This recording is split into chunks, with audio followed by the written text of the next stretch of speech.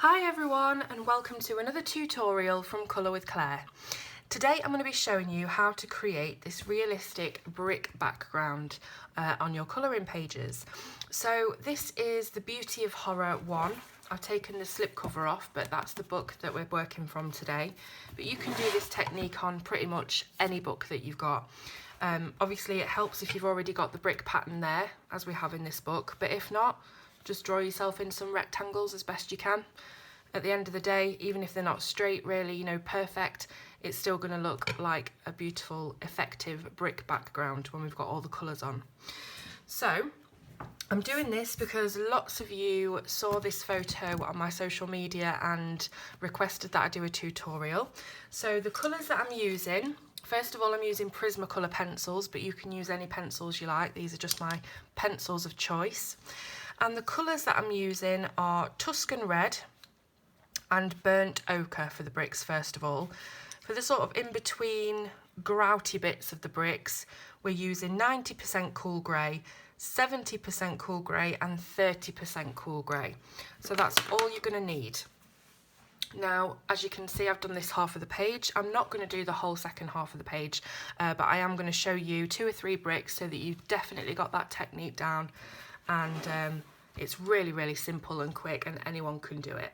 So let's zoom in. I'm going to start at the top just here.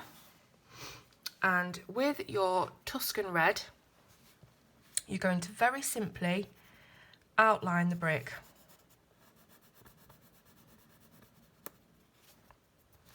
Now, Tuscan Red is quite a delicate colour. I think the pigment is just much softer than a lot of other Prismacolor pencils, so you do have to be careful, but just try and get as sharp a point as you possibly can. Now, once you've done a basic hard pressure outline of the brick, you just have to do some very light scumbling on the inside so that it's going to blend into the next colour.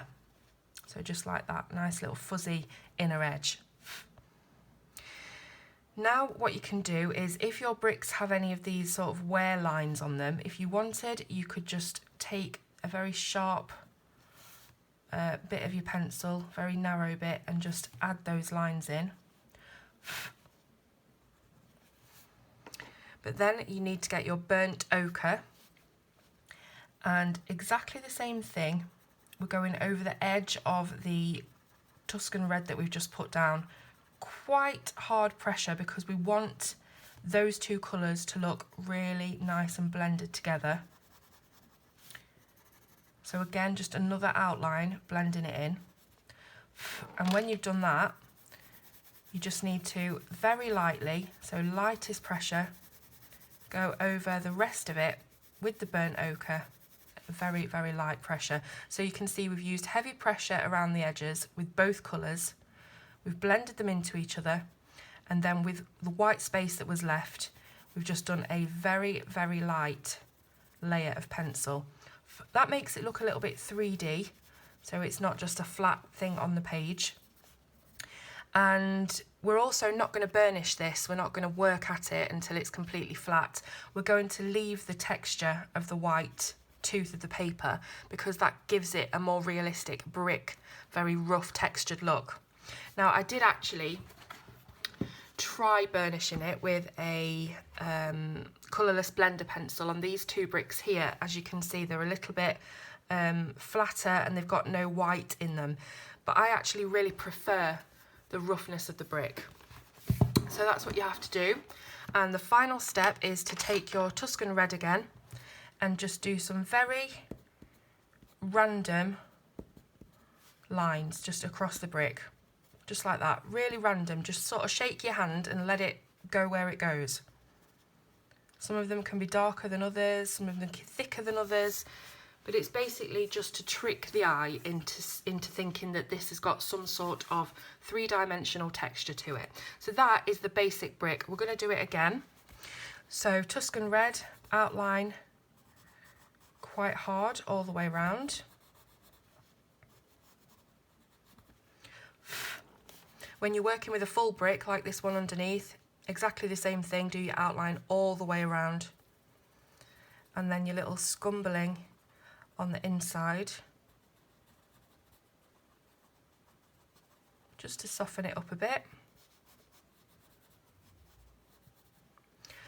If you want, you can add those lines in that we can see on these bricks. Then your burnt ochre blending in.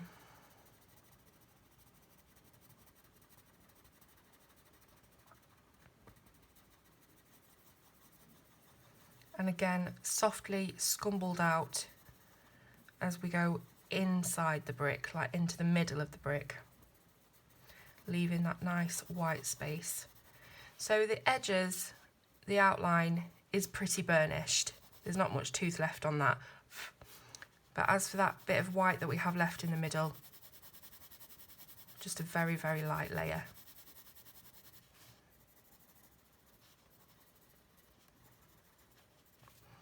Last step with your Tuscan red, just adding in those random lines.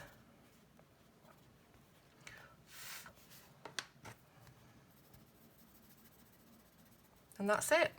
So as for the grout or the cement in between the bricks, again, that's another thing that really makes them pop out and look like they're actually 3D. If you look at the ones that I did here, it is that kind of black shadowing around the bricks that really makes them raised from the page. So this is how we achieve it.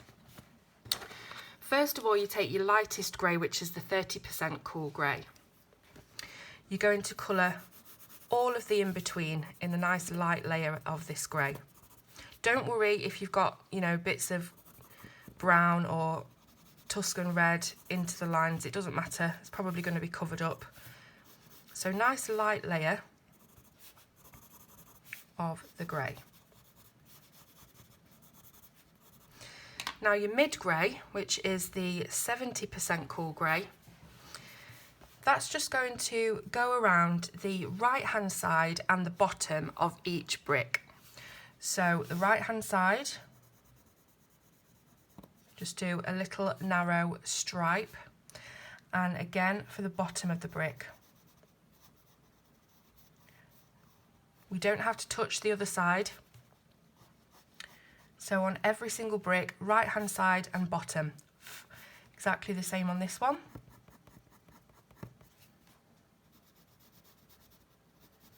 So there should be a little bit of room left. I know it's really narrow and tight here, but there should be that original 30% cool grey still showing under here. So this is really like the transitional colour. This is the middle colour. So bottom and right hand side. And then finally with your 90% cool grey, which is basically black, it's very, very dark. We only need a little bit of it. So right up to the line of that brick, we're doing a nice narrow line. So you're basically just outlining the brick, again on the right hand and the bottom of the brick, nowhere else.